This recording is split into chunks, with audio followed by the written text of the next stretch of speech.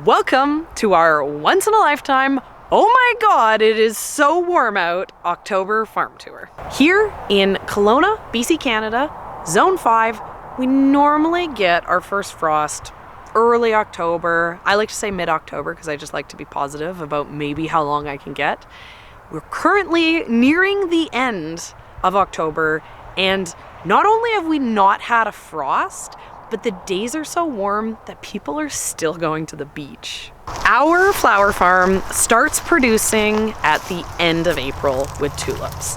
And my goal is always to have fresh flowers for Canadian Thanksgiving. But Canadian Thanksgiving was 2 weeks ago, and my farm is still filled with so many beautiful flowers. So I can't wait to show you guys just how great it looks, because I don't think we're ever gonna get a year like this again.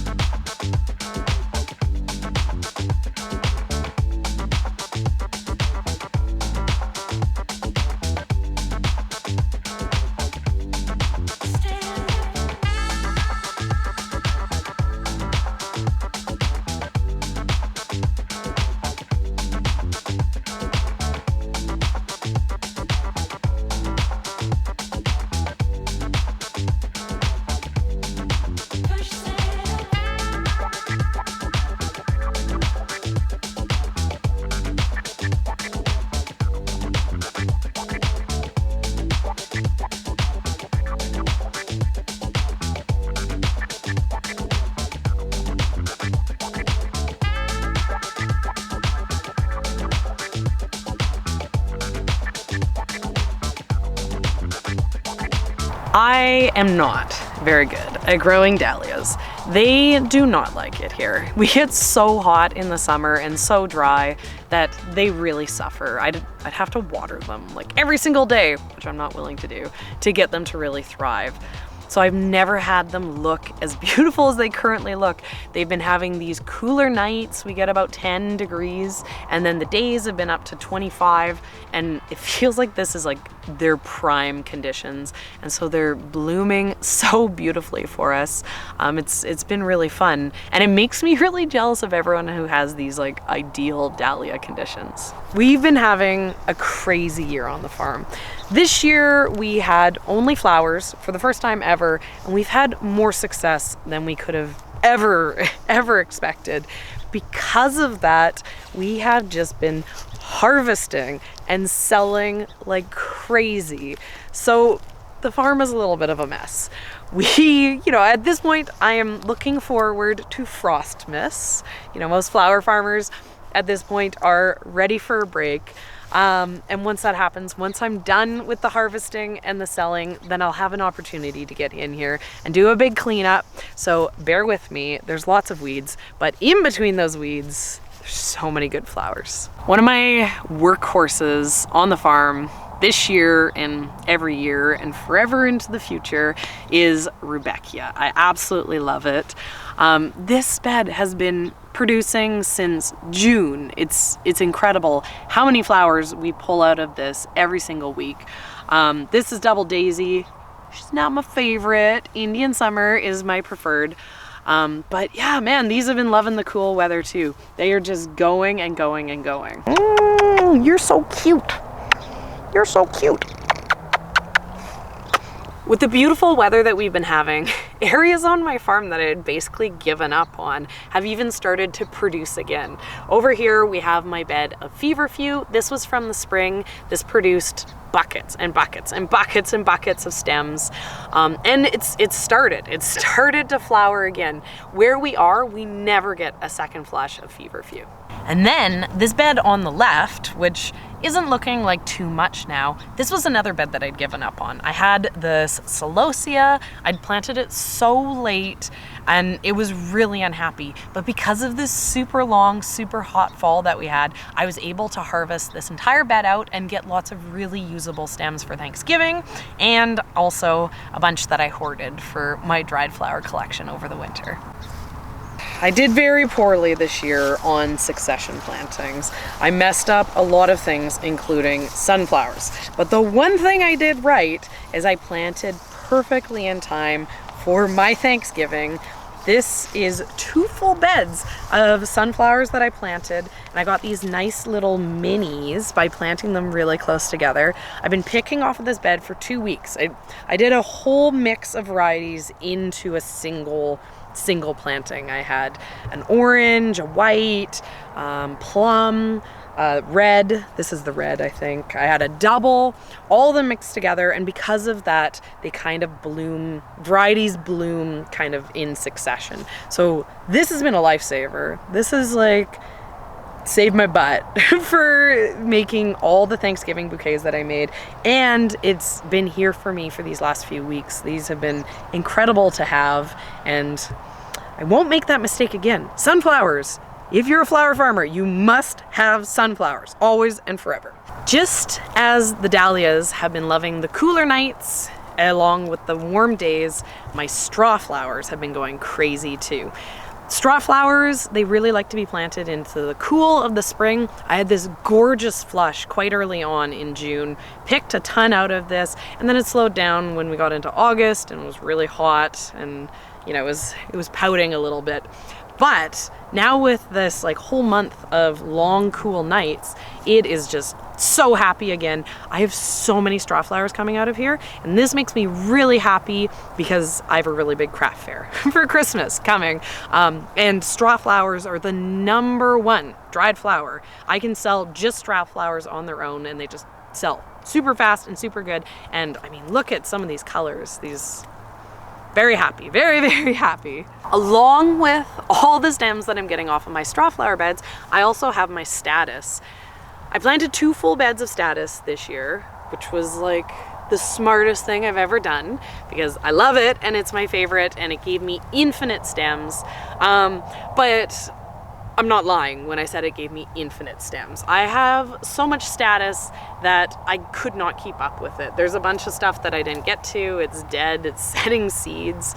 And I've actually spent 5 full days now over the last couple of weeks trying to pick all of this statice out, and I'm only 50% on this. I want to save as much of this as possible because it looks so good. Statice dries so well too. It's so bright and so vibrant when it dries. But it's like, I just don't know where I'm gonna have the time. So I'm definitely gonna do that again next year. 2 full beds, the right amount. 2 full beds. I've also been really happy about this Rudbeckia bed. The first Rudbeckia bed that I showed you is a planting from this year, but this bed is from last year, and it's still produced really well. It's a little bit slower because we hacked it down and then we picked it really hard for Thanksgiving. But yeah, man, guys, Rudbeckia, so good. It just goes and goes and goes. Another surprise that I found the other day, probably due to the cool nights also, is this amobium is starting to grow again. It gave a little bit of a flush in the spring, and it's basically been neglected ever since. And it does these like mini straw flowers, which are adorable. I really love these. So it's really interesting to see this flushing again, kind of similar to, you know, the big straw flowers. Very, very fun. Last winter, I decided this year was going to be the year of the cover crop. I bought an entire case of different cover crop mixes. We did this big experiment overwintering crimson clover, and then I've been too busy to put any cover crop in. The good thing is I also was too busy to clear the crimson clover off of the crimson clover bed before it's self-seeded everywhere. So we actually have this gorgeous, gorgeous planting of crimson clover, perfectly planted, ready to overwinter and give us these super cool red flowers next spring again. Other surprises, neglected surprises, is I have eucalyptus apparently. This has been very sad, not really growing much. This eucalyptus is from last year. We threw down some straw here thinking, you know, maybe it would overwinter, which it's not supposed to. We're zone 5, we're Canada. And it did. We had this really weird winter that had lots of snow. So the snow plus the straw made it so that it came back from the ground. There was no plants. It like grew all of this, you know, from the ground. But I mean, this is really exciting. Like, you know, I didn't do anything to get this to grow. It just kind of did its own thing. And we had a really, really cold spring. So I'm hopeful that if I do the same thing again, if I give it, you know, a bunch of mulch, you know, and like maybe it can survive. Maybe the rootstocks in the ground here are very established now that it's had 2 full years, and I can get some of this easy eucalyptus every year from now on. Another exciting perk that came from putting straw down is I got all this like wheat. This has been like one of my favorite dried grasses. I love the look of this, and fresh, like this green color too. These ones at this point I'm gonna leave because I'm like, I want wheat every year. I want like a whole strip of this. This is incredible cut flower. This crazy weather means there's even things going on in like my spring flowering greenhouse, which I never got around to cleaning up. But it's also such a mess in there that like I don't go in there anymore. So I don't even know what's growing in there. You know, there's no time for that. We're too busy. One of the experiments that I was the most excited about this year was doing cardoons, which produce these gorgeous thistle-like flowers. And I was unsure. We're a little bit borderline for getting the blooms and, you know, having it be worth the time. But it was a success, I'd say. Every single one of my plants produced at least 1 flower, and I really loved using them in our bigger, more expensive $40 bouquets. The other thing that I discovered is that as great as these flowers are, the leaves are even better. The flowers are decadent, they're beautiful, but I can only really get 1 per plant. But the leaves, I can pick lots and lots and lots, and they have this great gray-green foliage color. They have a really nice formal structure. They're almost like a fern. So I absolutely loved having these to play with. And I'm really serious about growing cardoon in the future, not even for the flowers, I love the flowers, but because of the leaves. I think that I can make this crop pay for itself with those. And like the eucalyptus, there's a chance if I mulch this really well, it will come back next year. One crop that really should be thriving, should be producing like crazy for me is snapdragons. The snapdragons, they like the cooler weather too, so I plant these out, get this nice flush in late spring, early summer. Normally I'd cut them down, and then they'd flush again for the fall. This long, beautiful fall made me think that I should, you know, get an entire second round of production off of them, and it really isn't doing much. I have some sort of disease that got into my snapdragons this year, and because of that, you know, I'm only picking stems here and there rather than having armfuls of these beautiful lush plants. Means that maybe going forward, I need to consider having 2 plantings rather than trying to get that double pick off of the one. Another crop that I would really, really love to get a second pick off of is my Lisianthus. And you can see right now, they are producing again.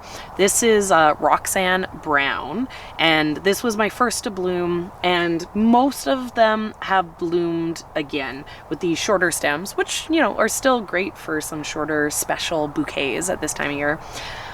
But this is in a greenhouse, you know, I could definitely grow Lisianthus better. I'm still learning how to grow it, but the fact that we're like getting to end of October and they're kind of only just starting to maybe produce stems means I probably need to assume I can't get 2 picks off of my Lisianthus plants. I'll always keep them in the ground for the off chance that I can, but you know, they're maybe just not, we don't have enough heat, I think, here in Canada, Zone 5, to, you know, get mountains and mountains of them. Like Lisianthus, another crop that I want to grow well, but I'm not quite there yet, is scented geranium. And you guys, right now the greenhouse smells so good just from brushing against this.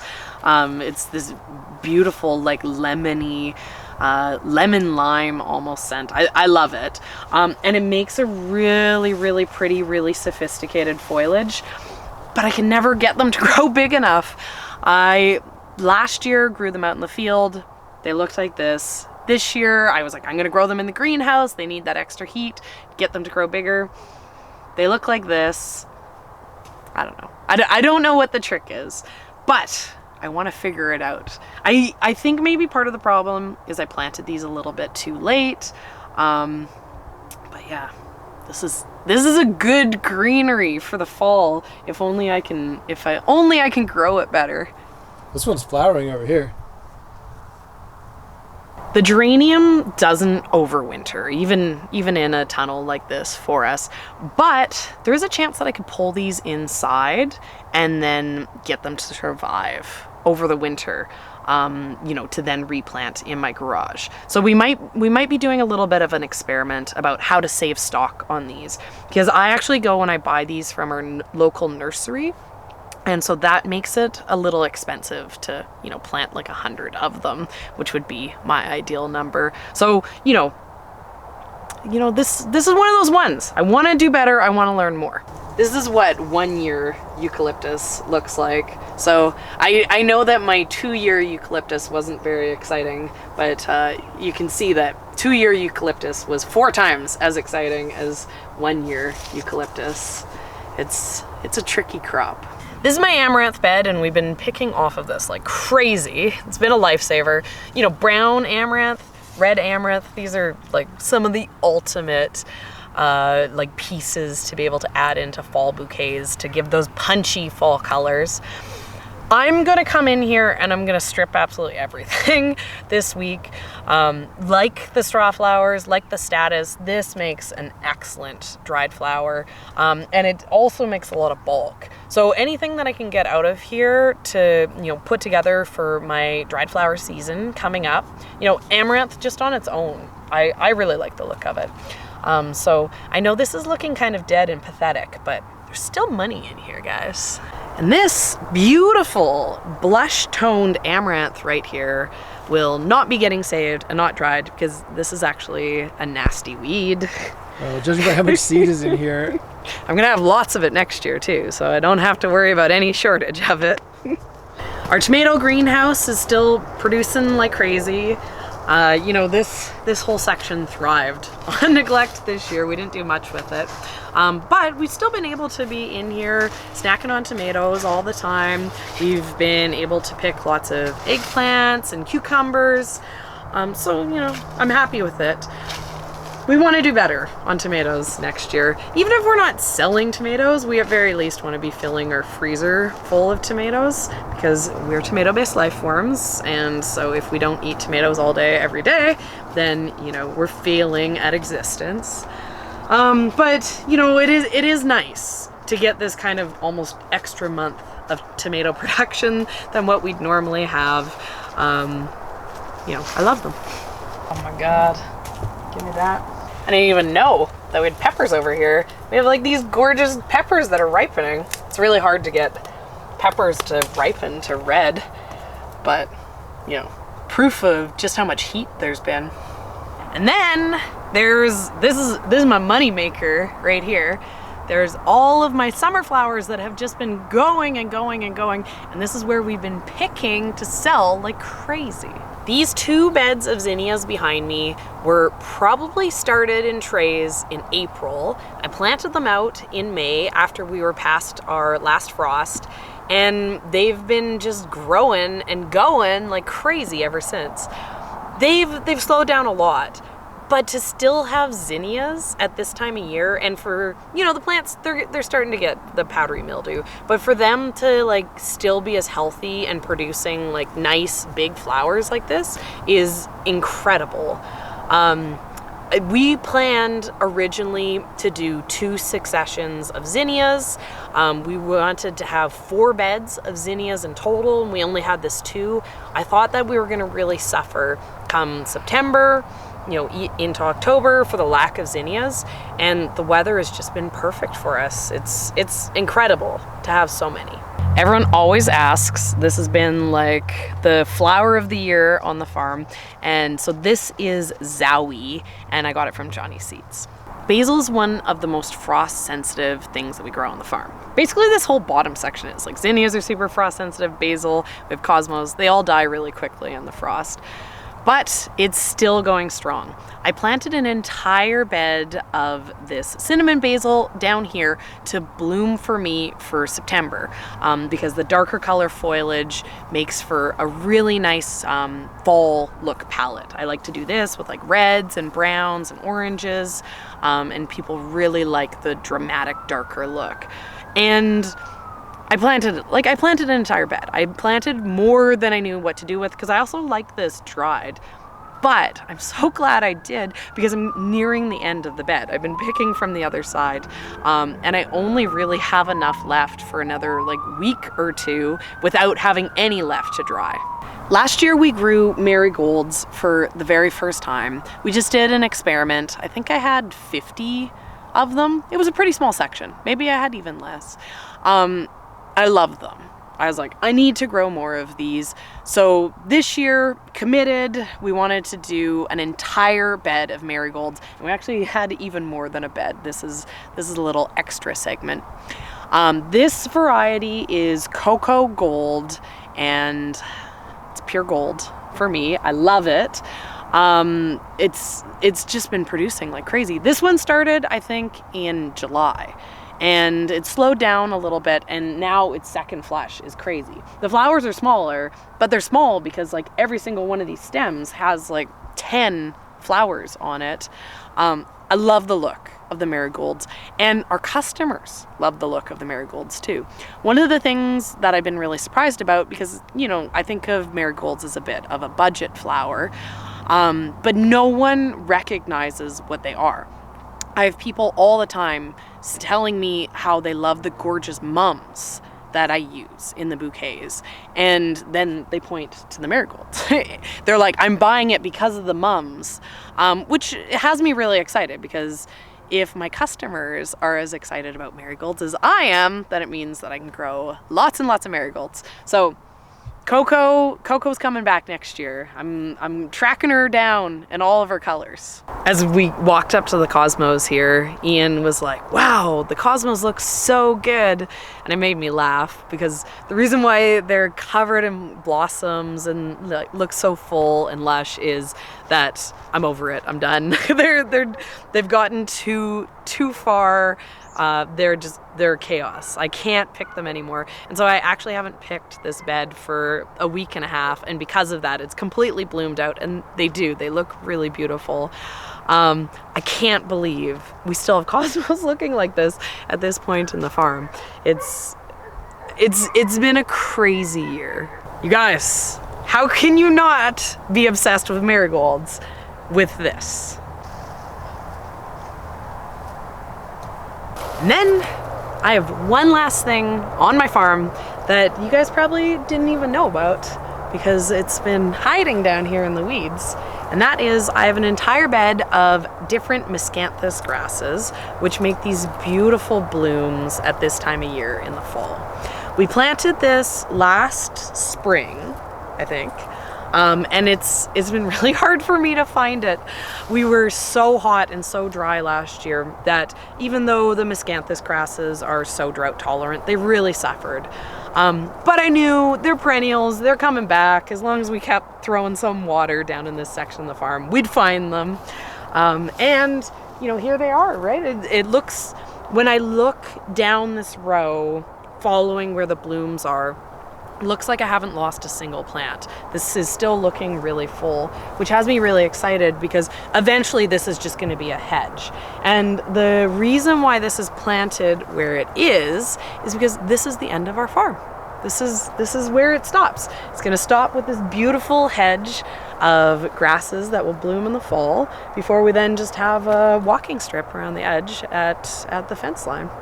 So this is also the end of my video of all my flowers. As a farmer, my livelihood depends on the weather. Pretty much as a rule, the weather is always out to get me. It is very rare that the weather gives you rewards like this beautiful warm fall that we've gotten. Having this extra month of production, having all these extra blooms, that means money in my pocket as a farmer. So I really appreciate it, and I also love to be able to share the beauty of it at this time of year with you guys. We still have so much more to do on the farm. Once we get our frost miss, once our flowers officially die for the year, which I suspect is probably coming in less than a week, we have tulip bulbs that we're going to be planting. We have like 400 peonies to get into the ground. We have daffodils. We have a lot of work to do to prepare ourselves for next year and the years going forward. So, it's fun to take this moment and soak in the beauty of another successful year on the farm.